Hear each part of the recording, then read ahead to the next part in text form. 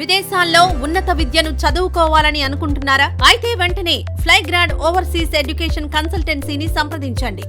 మీ విదేశీ కలలను సాకారం చేసుకోండి. ఫ్లైగ్రాడ్.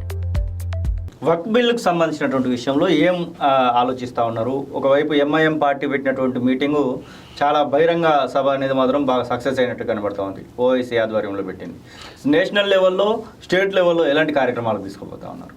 ఇప్పుడు వక్ఫ్ బిల్లుకు సంబంధించి ముస్లింల యొక్క అనుమానాలను మాత్రం నివృత్తి చేయాల్సిన బాధ్యత కేంద్ర ప్రభుత్వానికి. అవగాహన సదస్సులు పెడతామంటున్నారు కిషన్ రెడ్డి లాంటి వాళ్ళు. కానీ వాళ్ళు వేసే మౌలిక ప్రశ్నలకు మన దగ్గర సమాధానం లేకపోవడం, ప్రభుత్వం డిఫెన్స్లో పడడం ఇబ్బంది. ఒక చట్టం చేసినప్పుడు దానికి సంబంధించిన వివరాలను మనం చెప్పగలగాలి. అవును, 1500 సంవత్సరాల క్రితం సంబంధించిన భూముల టైటిల్స్ రావాలంటే సమస్య ఉంది. అవును, ప్రైవేట్ భూములుగా ట్రీట్ చేస్తుండని ఒక విమర్శ ఉంది. మా అంతర్గత వ్యవహారాల్లో మీరెందుకు వస్తుండని ఇప్పుడు వాళ్ళు అడుగుతున్నారు. తర్వాత షియా సున్నీలు, తర్వాత అహ్మదియా, ఇతరత్ర ఏమంటారు ముస్లింలో ఉన్న పాయలన్నీ కూడా విడిపోయి కొట్లాడుకునే కాడికి వచ్చింది. మాకు పంచాయతీ పెట్టిండ్రా నాయన అనే కాడికి. ఇప్పుడు దర్గాలు వేరు, మసీదులు వేరు, దీంట్లో కొన్ని ఉన్నాయి, చాలా రకాలుగా ఉన్నాయి. సో మా అంతర్గత వ్యవహారాల్లో మమ్మల్ని తనుకునేటట్టు చేసిందనేది ఒకటి. ఇప్పుడు ఇంత పెద్దగా జరుగుతుంటే భారత సమాజం మాకేం మద్దతు ఉందని ముస్లింలంతా కూడా రాజకీయ పక్షాలు నిలదీసే కాడికి వచ్చినాయి. ఈ అంతర్గత అలజడి సృష్టించడమే బీజేపీ ప్రభుత్వం చేసే పని, మోడీ ప్రభుత్వం చేసేది అదే. ఎందుకంటే ప్రతి దాంట్లో డివిజివ్ పాలిటిక్స్.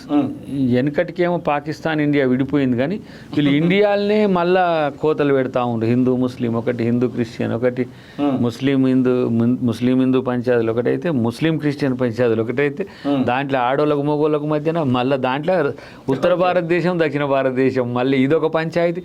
అంటే ఈ పార్టీషనర్ ఎవరు అంటే మోదీ అవుతున్నాడు.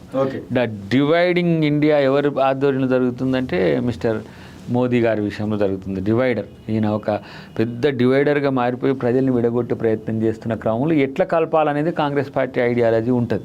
కాంగ్రెస్ పార్టీ క్యాడర్ ఒక ఆలోచన చేస్తూ ఉన్నారు. దాదాపు 17-18 నెలలు దగ్గర వస్తూ ఉంది. కానీ ఇప్పటికీ నింపాల్సినటువంటి కార్పొరేషన్లు నింపట్లేదు, కనీసం ఇవ్వాల్సినటువంటి పదవులు ఇవ్వట్లేదు, కనీసం పీసీసీ కూడా సరిగ్గా పనిచేయట్లేదు అనేటువంటి విమర్శలు వస్తూ ఉన్నాయి. మరొక వైపు మంత్రివర్గ విస్తరణకు సంబంధించినటువంటి విషయంలో రేపు మాపు అనేటువంటి వార్తలను మనం చూస్తూ ఉన్నాం. అసలు ఏంటి ఈ యొక్క అనిశ్చిత కారణం ఏంటి? ఇప్పుడు 31 వరకు జిల్లా అధ్యక్షుల ప్రకటన ఉండొచ్చు. ఓకే. తర్వాత దానికి సంబంధించిన పీసీసీకి సంబంధించిన కూడా 31 తర్వాత మే 15th ఉండే అవకాశాలు ఉన్నాయి. కానీ ఇప్పుడు కాంక్రీట్గా జిల్లా ప్రెసిడెంట్ అవుతాడు. అవును, చాలా అంటే మొన్న తీసుకున్న నిర్ణయాల్లో భాగంగా జిల్లా ప్రెసిడెంట్ కేంద్రకంగా ప్రతి ఒక్క కార్యాచరణ ఉంటుంది. తర్వాత మంత్రివర్గ విస్తరణకు సంబంధించి అది రాష్ట్ర ముఖ్యమంత్రి గారి పాత్ర ఇప్పటివరకు డిఫైన్ చేసి ఏఐసిసి ముందు పెట్టిండ్రు. వాళ్ళు రాష్ట్రం నుంచి వెళ్ళిపోవాల్సినటువంటి ప్రపోజల్స్ రాష్ట్ర ప్రపోజల్స్ పెట్టిండ్రు. ప్రాబబుల్ ప్రపోజల్స్ పెట్టిండ్రు. ఎవరికి ఎందుకు ఇవ్వాల్సిన పరిస్థితి అనేది రాష్ట్రం నుంచి పీసీసీ గారు, ఇటు ముఖ్యమంత్రి గారు ముఖ్య నాయకులతో కలిసి ఒక నివేదిక తయారు చేసి ఇచ్చిండ్రు. అంతవరకే మేము చేయగలిగేది. అటువైపు నుంచి ఏఐసిసి నుంచి అటు ఖర్గే గారు, రాహుల్ గాంధీ గారు, తర్వాత సోనియా గాంధీ గారు, మిగతా పెద్దలు కేసీ గారు, వాళ్ళంతా కలిసి ఆ నిర్ణయం తీసుకున్న తర్వాత ఇద్దరిని మళ్ళీ 2 ఆలోచనలు దగ్గర పెట్టిన తర్వాత ముఖ్యమంత్రి గారి సంప్రదింపులతోనే మంత్రివర్గ విస్తరణ జరుగుతుంది. అది మేబీ మేలో అవుతుండొచ్చు. అది కావచ్చు, ఎందుకంటే ఫస్ట్ సంస్థాగత నిర్మాణాలు జరుగుతున్నాయి కదా. అది దేశవ్యాప్తంగా జరుగుతున్న మార్పులు.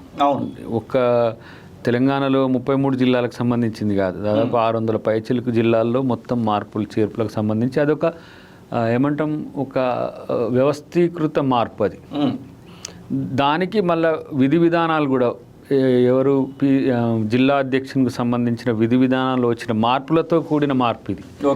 దీని తర్వాత పీసీసీకి సంబంధించి senior vice presidents, general secretaries, వీటికి సంబంధించి పార్టీ ఐడియాను ముందు పెట్టుకొని మనం కూడా ఎక్స్టెండెడ్గా కమిటీని ఎట్లేయాలనేది సెకండరీ ఉంటుంది. నామినేటెడ్ పోస్టులు, మంత్రివర్గం ఇవన్నీ కూడా ఆల్మోస్ట్ ఆల్ నాకు తెలిసి అయితే ఒక కన్క్లూజన్కి ఆ పేర్లలో దయాకర్ పేరు పోయిందా అనే దానిపైన కూడా ప్రశ్న వస్తుంది. ఎందుకంటే చూస్తున్నటువంటి వాళ్ళు కామెంట్లు పెడతారు, మరి అది కూడా అడగాల్సినటువంటి పరిస్థితి.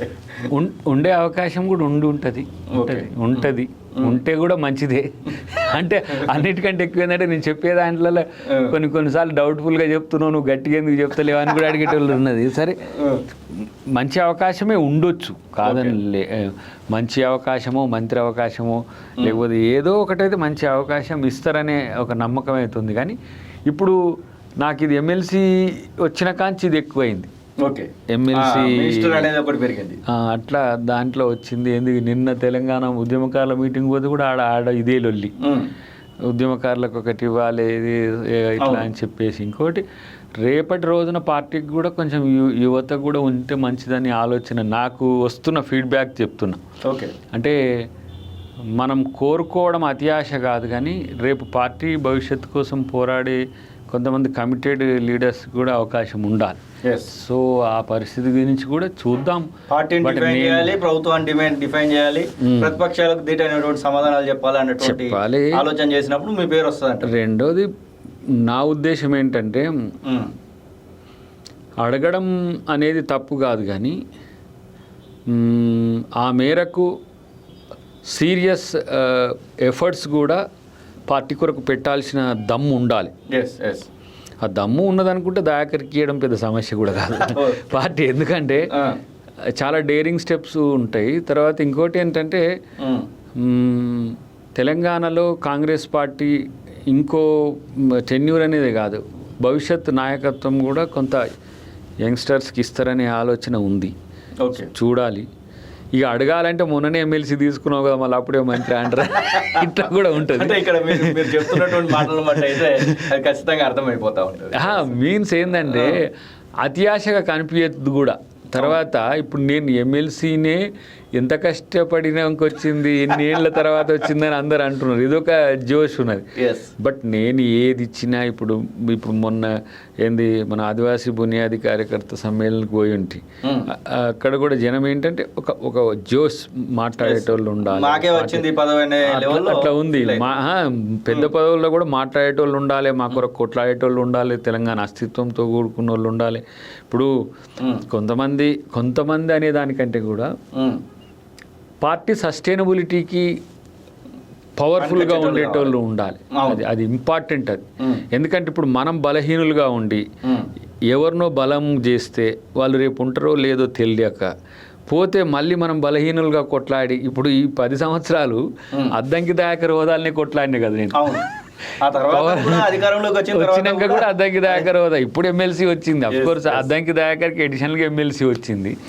బట్ రేపటి రోజున మరింత ఇప్పుడు అవతలనేమో మాజీ మంత్రులు, సీనియర్ మంత్రులు ఇట్లా అని ఇప్పుడు నువ్వు న్యూస్ వేయాలంటే కూడా కౌంటర్ వేయాలంటే ఏమని వేయాలి, ఒక ఎక్స్కు వైకి కంపారిజన్ ఉంటుంది కదా.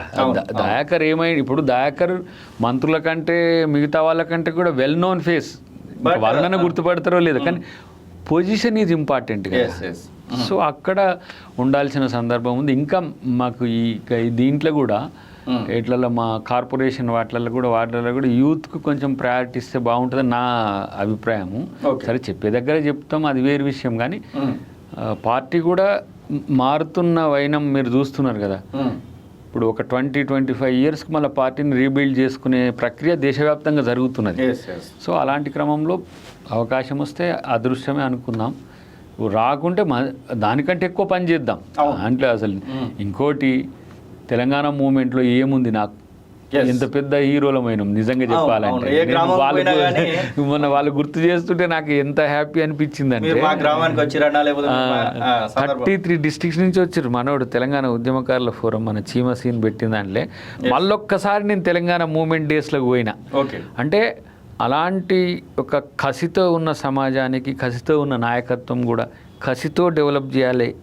వాళ్ళకు కోరుకుంటున్న చిన్న చిన్న డిమాండ్లు మేము చేస్తున్నవి చాలా పెద్దవి. అవును, మా ముఖ్యమంత్రి గారు చేస్తున్న చాలా పెద్ద అసలు ఆయన మన కమ్మరి కాక పొద్దుగాల ఒక నాగలి, సాయంత్రం ఒక బండి, పొద్దుగాల ఒక కొడవలి, ఇట్లా పథకాలు చేసుకుంటూ పోతూనే ఉన్నాడు ఆయన. అసలు దాని ఫీడ్బ్యాక్ కూడా చూస్తలేడు. ఫస్ట్ మనం ఇచ్చిన హామీల్లో ఇప్పుడు వీళ్ళు ముందుకు పోవాలి, నేను అంటే నాన్ పెర్ఫార్మర్గా ఉండొద్దని ఎప్పుడో ఒకసారి పనిచేసే కేసీఆర్ మనకు కనపడ్డాడు. నిరంతరం 18 hours మన కళ్ళ ముందు లైవ్లోనే ఉంటాడు. సో దీన్ని ప్రజల్లోకి తీసుకుపోయే వ్యవస్థను తీసుకురావాలి. ఇప్పుడు సన్న బియ్యంకి సంబంధించి కానీ, భూభారత్కి సంబంధించి కానీ, లేకపోతే బీసీ బిల్కి సంబంధించి కానీ, మొన్న సిఎల్పిలో ఏంది మాకు అందరికీ చెప్పింది, అవును ఇంత మంచి ప్రజలకు ఉపయోగపడే ఆయుధాలు మీకు ఇస్తే మీరు పోయి క్షేత్రంలో వాళ్ళకి ప్రచారం చేసి వాళ్ళకి వచ్చే ప్రయోజనాలు చెప్పండి చాలు, వాళ్ళ నుంచి ఏం ఆశించవద్దు. ప్రతి ఎమ్మెల్యే కూడా ఎవరెవరు ఏమేం రిపోర్ట్ మీరు 3.5 yearsలో మీరు ఏం చేయబోతుండ్రు, మీతో పాటు నా తలకాయ కూడా ఉంటుంది. ఇది అంటే అంత పాజిటివ్గా ఉండే ముఖ్యమంత్రి, ఒక సహజంగా ఉండే ముఖ్యమంత్రి ఉండడం అనేది, దానికి తోడు ఇంకా యంగ్స్టర్స్ యాడ్ అయితే, ప్రో తెలంగాణ ఫేసెస్ యాడ్ అయితే, లేకపోతే ఓకల్ తనకి యాడ్ అయితే రిస్క్ తప్పుతుందేమో అనే ఒక స్వార్థం కూడా నాలాంటి వాళ్ళకు ఉన్నది. చూద్దాం ఏమవుతుంది అనేది ఆలోచిద్దాం. చూద్దామన్నా ఖచ్చితంగా రావాలని అయితే కాలోజీ టీవీ మీ అభిమానులందరూ కూడా కోరుకుంటా ఉన్నారు.